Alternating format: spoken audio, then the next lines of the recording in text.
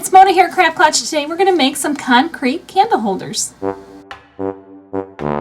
I've made some concrete projects in the past, but I've never done it on my channel, so I thought maybe it's time. And I'm just going to use some easy containers. I have a yogurt container, a plastic cup, and just, you know, a regular cup. And this is what I'm going to use for the mold. This is very basic. I have a little tea light, and I have a couple of taper candles.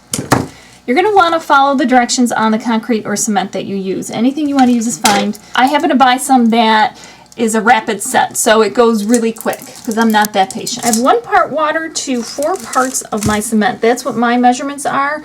Yours might be different, so definitely follow the directions on your package. So I'm going to throw some in.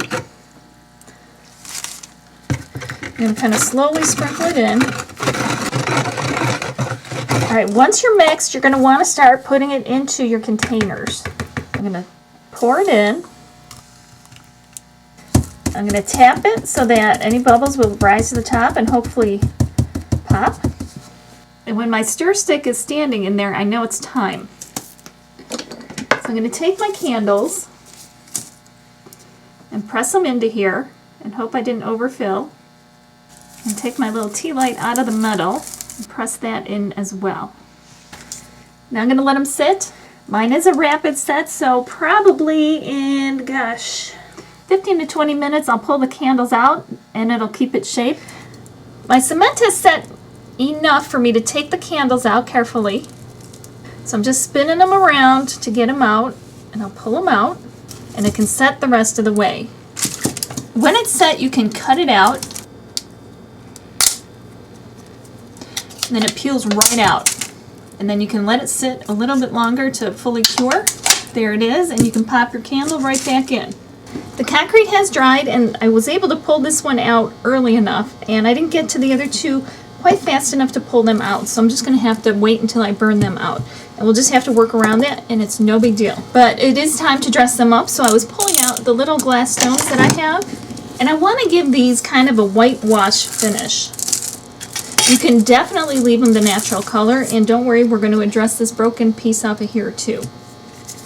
So I have some water and some acrylic paint, just white acrylic paint, and I'm just going for a beachy whitewash look. So if you wanted to go with a color, you can absolutely do a different color.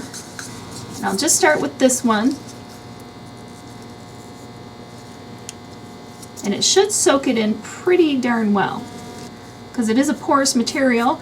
And you can always seal it to have it outside. Okay. Now I'm going to just take my paper towel and wipe it off. And if I wipe too much off in a spot, then I'll just go back, put a little more on, let it soak for a minute or so, and wipe it off again. Once the paint has dried, you can decorate it further. Now you can paint these any way you want, but I was just going to go very simple for like a clean beachy look. All I'm going to do is glue on stones that I got at the floral department at the craft store, and use some clear drying glue. I'm using a Weld Bond. I'm fond of the Weld Bond. It works very well. I'm going to use this pretty light blue for this one, and I'm going to hug it over to the edge so that you don't see that broken piece at all.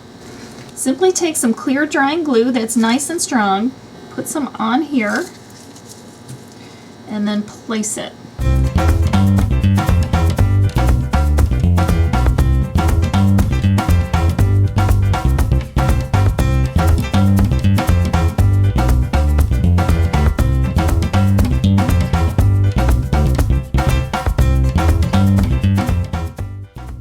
I hope you like them, and let me know if you want to see some more concrete projects in the future.